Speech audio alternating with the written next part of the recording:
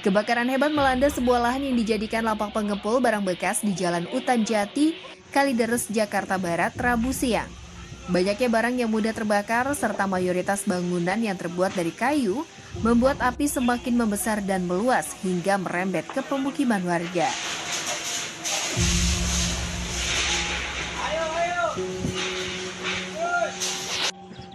Menurut sejumlah warga, api diketahui berasal dari satu pabrik pengolahan biji plastik bekas. Belasan unit mobil kebakaran dengan puluhan personil dikerahkan untuk memadamkan api.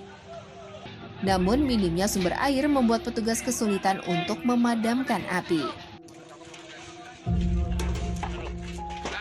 Belum diketahui penyebab kebakaran yang menghanguskan belasan bangunan semi permanen itu.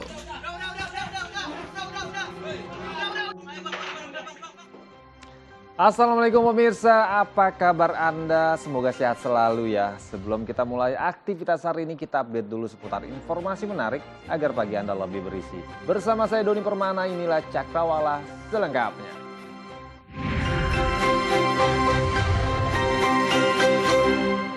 Seorang atlet pilot paralayang asal Jawa Timur mengalami insiden terjatuh dari udara selepas take off di venue Batu 2, Sumedang, Jawa Barat.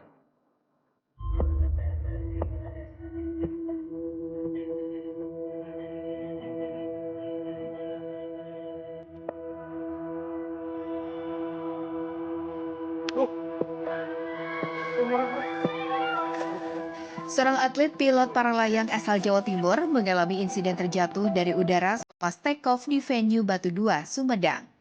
Pilot paralayang bernama Rizky terjatuh saat baru lepas landas akibat parasutnya terlipat. Beruntung ia tidak mengalami cedera serius, meski terjatuh dari ketinggian belasan meter. Rizky pun ditangani tim medis dari PMI untuk dilakukan pertolongan pertama dan dibawa ke Rumah Sakit Umar Wirahadikusuma untuk diberikan perawatan. Kejuaraan paralayang ini diikuti oleh 10 negara dengan total 100 peserta.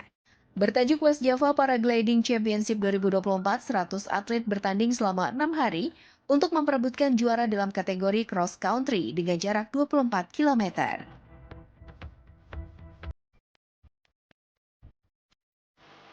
Pemirsa, seorang pelajar di Purwakarta, Jawa Barat ditemukan tewas dengan sejumlah luka di bagian kepala. Ironisnya, jenazah ditemukan warga di sebuah tempat pembuangan sampah.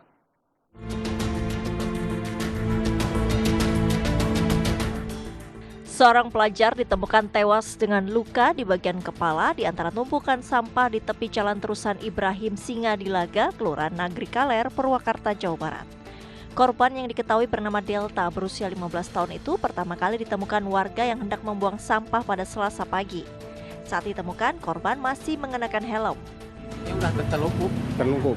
Pakai apa? Pakai helm? Pakai helm. Pakai sweater, celana jeans. Luka di bagian apa itu? Kepala. Kepala luka. Soalnya kan pakai helm dia. Ada senjata. Ke paman itu pamannya. Ada senjata tajam itu. Ada celurit. Sebelahnya dan di sebelahnya. Harus sepeda motor. Jasad kemudian dibawa polisi ke Rumah Sakit Bayu Asih, Kabupaten Purwakarta. Dugaan sementara, Delta menjadi korban tawuran geng motor. Disamper sama temennya. Pergi bareng berapa orang? Berarti kalau sama korban bertiga. Bertiga. Pakai sepeda motor. Ya. Enggak ngomong mau kemana itu pergi? Enggak, soalnya sebelumnya pinjam HP buat foto. Fotonya ada, lagi pegang sajam semuanya. Bawa senjata? Iya, 3 masing-masing. Mereka mau pergi kemana katanya? Tidak tahu, soalnya kan kita lagi di belakang, lagi kontrol perhatikan. lagi ada kegiatan. Lagi ada kegiatan. Rencananya jenazah akan dibawa ke Rumah Sakit Sartika Asih Bandung untuk dilakukan otopsi. Kita beralih ke informasi lainnya pemirsa. Sultan Bahtiar Najamuddin terpilih sebagai Ketua Dewan Perwakilan Daerah atau DPD periode 2024-2029. Rapat paripurna pemilihan Ketua DPD ini diwarnai adu argumen dan interupsi.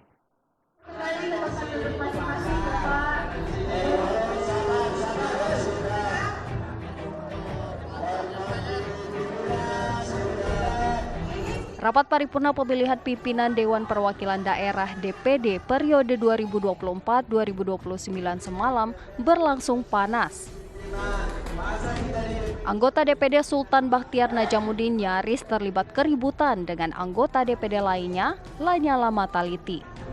Momen ini terjadi saat pembagian form pemberian dukungan 25%. Anggota DPD lainnya pun berupaya melerai keributan. Masih perlu atau tidak syarat dukungan? Ya udah, tatip tolong angkat tangan. Yang merasakan masih perlu angkat tangan. Cukup tatip dihormati, jangan diacak-acak lagi. Itu sesuai dengan tatip. Ya, sesuai dengan tatip. Tatip mensyaratkan dukungan. Kalau dia didukung oleh 25%, dia sah. Dia sah menjadi paket. Kalau didukung di bawah 25%, dia tidak sah. Maka bersama ini kami akan bagikan dukungan 25%. Oke. Dalam sidang pemilihan pimpinan DPD 2024-2029, terdapat 2 paket calon pimpinan DPD. Paket 1 terdiri dari Ketua Lanyala Mataliti dengan Wakil Ketua Nono Sampono, Elviana, dan Andimo Ihsan. Sementara paket 2 calon pimpinan DPD terdiri dari Ketua Sultan Bakhtiar Najamuddin, GKR Hemas, Yoris Raweai, dan Tamsil Lindrung.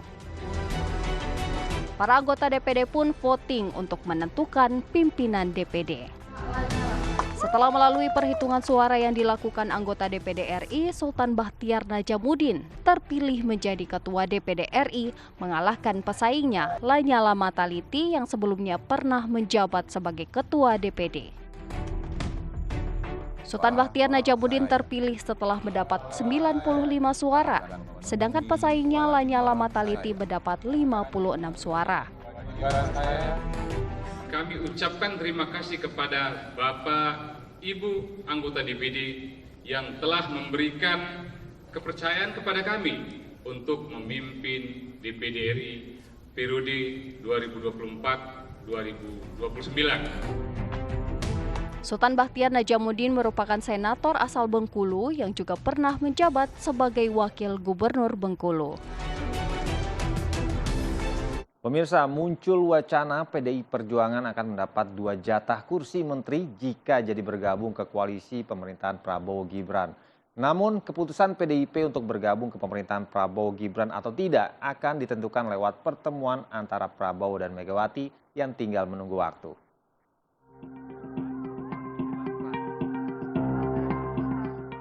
Terpilihnya kembali Puan Maharani sebagai Ketua DPR RI disinyalir sebagai bagian dari kesepakatan politik antara PDIP dengan Gerindra dan pemerintahan Prabowo mendatang. Publik pun menduga PDIP akan merapat ke pemerintahan Prabowo, terlebih menyusul wacana pertemuan antara Presiden terpilih Prabowo Subianto dengan Megawati Soekarno Putri. Bahkan beredar informasi PDIP akan mendapat jatah 2 menteri dalam kabinet pemerintahan Prabowo Gibran. Saat dikonfirmasi Ketua DPP PDIP yang juga Ketua DPR RI Puan Maharani hanya tersenyum sambil mengamini kabar jatah menteri untuk PDIP. Puan juga mengungkap rencana pertemuan Prabowo dan Megawati yang tinggal menghitung hari. Nanti pada waktunya.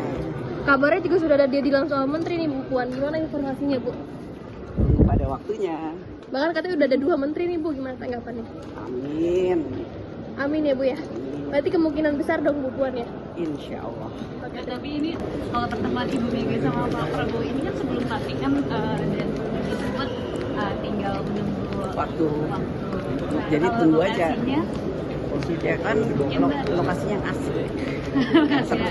Tapi Bu Mega memang menyambut ya, sudah menyampaikan ke Mbak Puan sendiri memang menunggu. Pak Bukan Prabowo, menunggu, akan bertemu.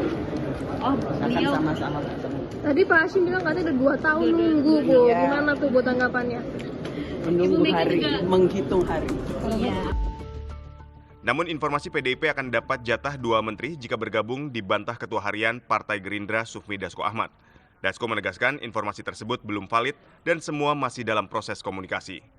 Nah, komunikasi tersebut masih berjalan baik dengan partai koalisi yang lain maupun dengan teman-teman dari PDIP. Nah, sehingga tadi yang disampaikan misalnya minta berapa menteri itu saya konfirmasi bahwa itu belum valid karena ini masih dilakukan komunikasi demikian.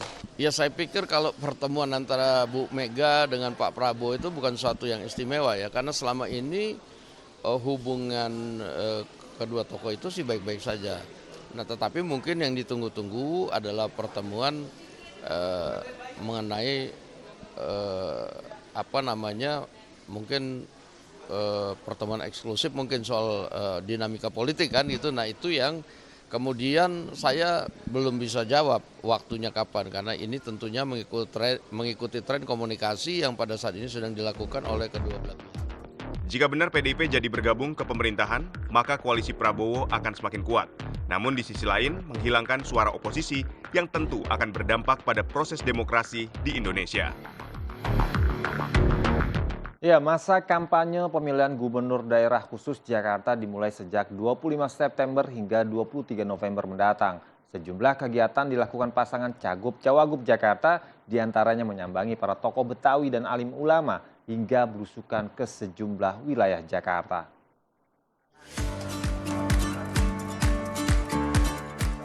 Calon Gubernur Daerah Khusus Jakarta nomor urut 1 Ridwan Kamil menyambangi kediaman tokoh Betawi Zainuddin MH alias Haji Oding di kawasan Pasar Minggu, Jakarta Selatan. Dalam pertemuan tersebut, Haji Oding berpesan kepada Ridwan Kamil mengenai pelestarian budaya dan pendidikan berkarakter yang harus dikuatkan. Haji Oding juga memberi nasihat agar mendahulukan pembentukan lembaga adat bagi masyarakat untuk menguatkan budaya Betawi. Ridwan Kamil pun berterima kasih kepada Haji Oding karena telah diterima dengan baik dalam kunjungannya kali ini. Kalau dari Pak Haji Oding, bagaimana kebudayaan menjadi wajah utama. Nasihat beliau adalah budaya itu seperti akar, budaya kuat, bangsa kuat, budaya lemah, bangsa juga lemah. Maka kita kan ada program Gerbang Betawi ya, saya sudah sering sampaikan kan, gerakan membangun budaya Betawi. Dalam pertemuan ini, Haji Oding secara langsung menunjukkan dukungan penuh kepada pasangan Ridwan Kamil Suswono pada kontestasi Pilkada Jakarta 2024 bulan November mendatang. Pramono Anung, calon Gubernur Daerah Khusus Jakarta nomor urut 3, pada siang ini melakukan ziarah ke makam mendiang Kiai Haji Zainuddin MZ. Usai berziarah, Pramono Anung menerima deklarasi dukungan dari sahabat Dai Muda Jakarta di kawasan Kramat Pela, Jakarta Selatan. Dengan dukungan sahabat Dai Muda Jakarta, Pramono Anung semakin siap bertarung memenangkan kontestasi Pilkada Jakarta November mendatang. Sementara Rano Karno atau Bang Dul, calon wakil gubernur Jakarta nomor urut 3, Rabu siang ini mengunjungi pasar murah di kawasan Radio Dalam, Kebayoran Baru, Jakarta Selatan. Kehadiran Rano Karno langsung diserbu warga sekitar. Rano pun menerima banyak aspirasi warga, terutama masalah banjir. Ya, sementara itu memasuki masa kampanye pekan kedua, Cagup Khofifah Indar Parawansa menyambangi pabrik peralatan rumah tangga yang para pekerjanya kebanyakan perempuan. Sementara itu, pesaingnya Cagup Tri Risma hari ini bersilaturahmi dengan pengurus Ponpes Hidayatullah Surabaya. Calon Gubernur Jawa Timur nomor urut 2, Khofifah Indar Parawansa bertemu buruh di pabrik peralatan rumah tangga di kawasan Jalan Raya Matsrip, Surabaya.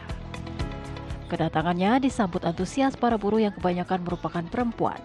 Selain berfoto bersama, Khofifah juga membagi-bagikan kaos kepada para buruh. Tak hanya itu, calon Gubernur nomor urut 2 ini juga menyempatkan makan siang bersama para buruh.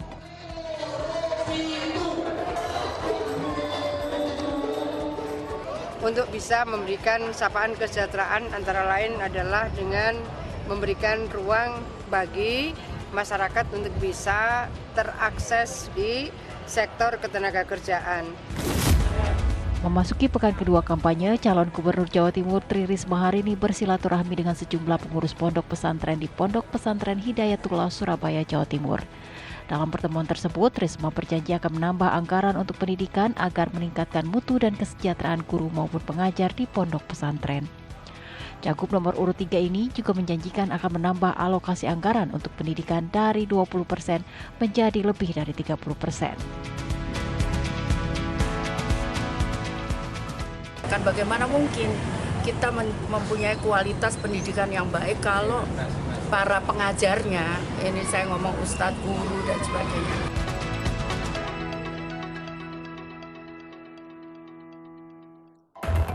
Viral, bocah difabel bantu ambulans pecah kemacetan. Selengkapnya sesaat lagi tetap di Cakrawala.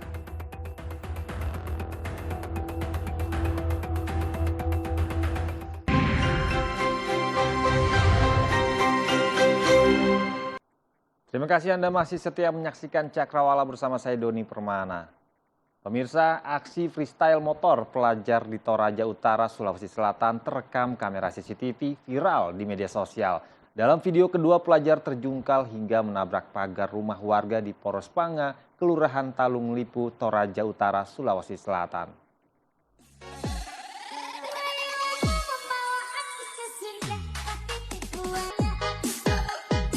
Aksi freestyle sejumlah pelajar di Toraja Utara kali ini memang terlihat tak tanggung-tanggung, sebab dilakukan di sejumlah jalan utama, baik jalur Trans Sulawesi hingga ke Poros Panga yang merupakan jalan utama menuju ke kantor Polres Toraja Utara. Seperti yang tertangkap kamera CCTV warga, di mana terlihat dua pelajar sedang berboncengan melakukan aksi freestyle namun tiba-tiba hilang kendali dan menabrak pagar rumah warga. Beruntung pemilik rumah bisa dengan cepat menghindar hingga tidak tertabrak motor. Namun kedua pelajar yang terjungkal terlihat satu diantaranya terseret hingga terguling di tengah jalan Poros Panga, satu lainnya terpental hingga ke depan pintu pagar rumah warga.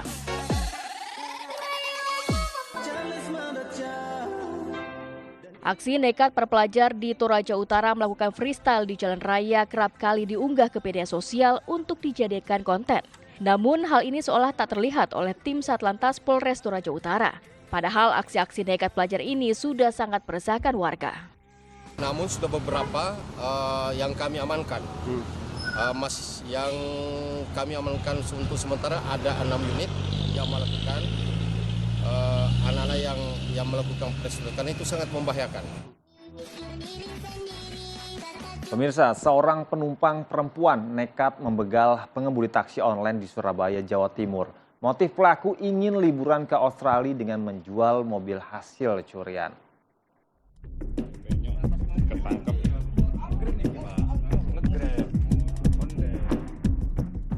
Beginilah kondisi mobil milik korban yang ringsek bagian depannya usai menabrak mobil warga Gunung Anyar Mas, Surabaya.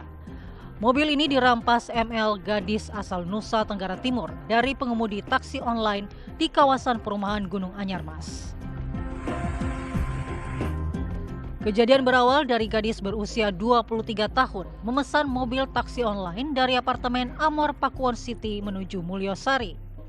Sesampainya di Gunung Anyar, dia menjerat korban dengan tali tasnya. Karena berontak dan melawan, ML menusuk leher pengemudi dengan pisau yang disimpan di tasnya. Lantaran kesakitan, korban meloncat keluar dari mobilnya. Pelaku pun membawa kabur mobil tersebut.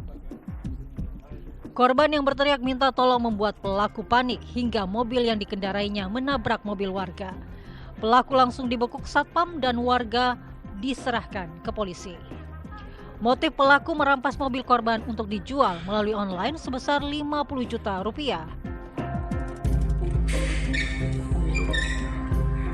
Motif sementara pelaku ini ingin menguasai mobilnya, dia akan menjual mobilnya melalui online seharga 50 juta. Dia butuh uang untuk pergi ke luar negeri, ke Australia untuk liburan sekaligus bekerja di sana. Korban yang mengalami luka tusuk di bagian leher langsung dibawa ke Rumah Sakit Dr. Sutomo Surabaya untuk mendapatkan perawatan intensif. Ya pemirsa, dunia perfilman Indonesia kembali berduka. Artis senior Marissa Grace binti Haq meninggal dunia. Almarhumah meninggal dunia pada Rabu dini hari kemarin di kediamannya.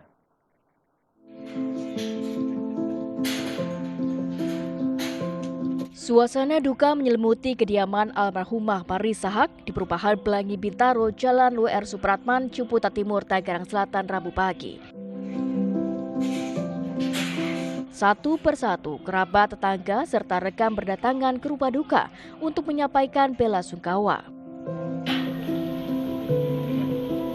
Marisa tutup usia pada Rabu 2 Oktober 2024 pukul 00.43 waktu Indonesia Barat. Tidak penyakit apa, tidak ada penyakit apa-apa. Kondisi baik-baik saja semuanya. Ya, namanya ajal. Ya, sudah. Manusia kan bisa menghadap kepada Sang Pencipta, bisa melalui berbagai macam cara. Ada yang melalui penyakit, ada yang di usia muda, atau dengan cara yang tidak dapat diduga. Dan saya pikir ini salah satu yang didapat oleh kakak saya. Sifat apa yang paling membekas di Mbak Soraya? Teman main waktu kecil. Ica itu teman main saya karena usia kami tidak jauh, hanya 2,5 tahun. Jadi waktu kecil pindah-pindah ke Kota Minyak, besar bersama, temannya juga nggak jauh beda.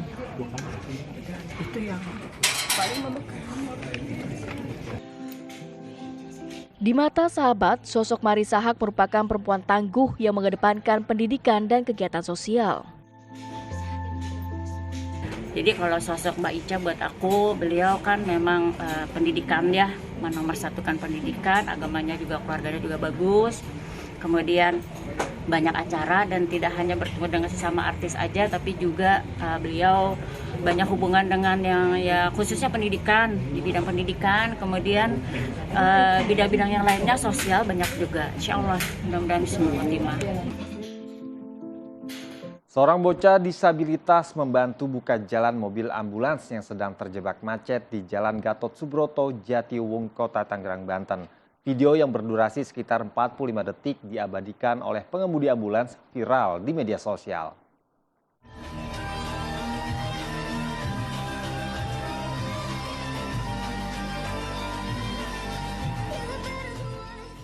Inilah video aksi heroik bocah disabilitas yang membantu buka jalan untuk ambulans di Jalan Raya Gatot Subroto, Jatiuwung, Kota Tangerang.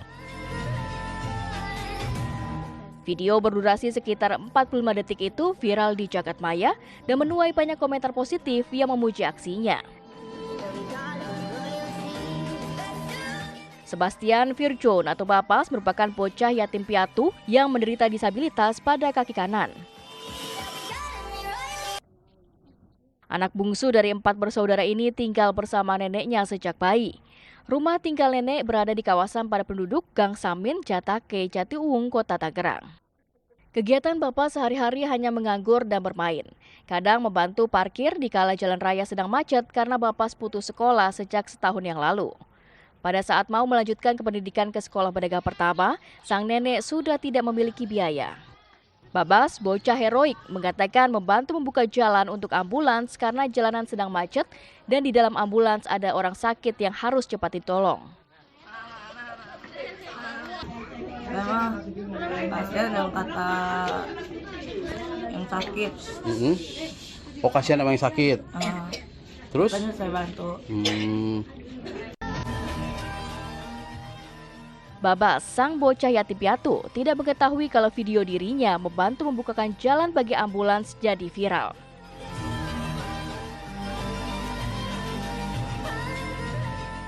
Pemirsa, kisah lucu terjadi saat acara hitanan massal di Tembilahan, Provinsi Riau. Saking groginya seorang bocah yang sedang dihitan lebih dari 10 kali membaca surat Al-Fatihah. Dan berita ini sekaligus menutup perjumpaan kita pagi ini. Saya Doni Permana pamit undur diri, tetap semangat dan wassalamualaikum. Nampakkan 1 jos. Mantap.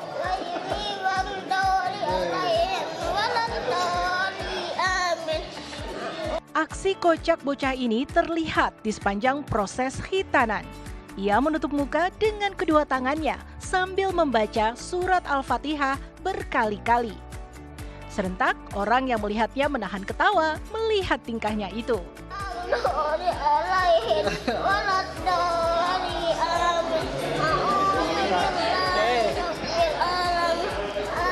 Selesai dihitan, bocah yang diketahui bernama Alfat ini mengakui bahwa ia membaca surat Al-Fatihah untuk menghilangkan rasa takut dan sakit ketika ia disunat.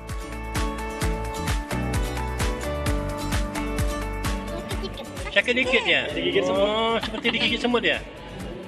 Oh, banyak kali baca Al-Fatihahnya tadi. Yang pertamanya rasa gigit serangga, yang keduanya tidak sakit. Tidak sakit. Sementara ibu bocah yang menyaksikan tingkahnya itu pun ikut menangis karena terharu.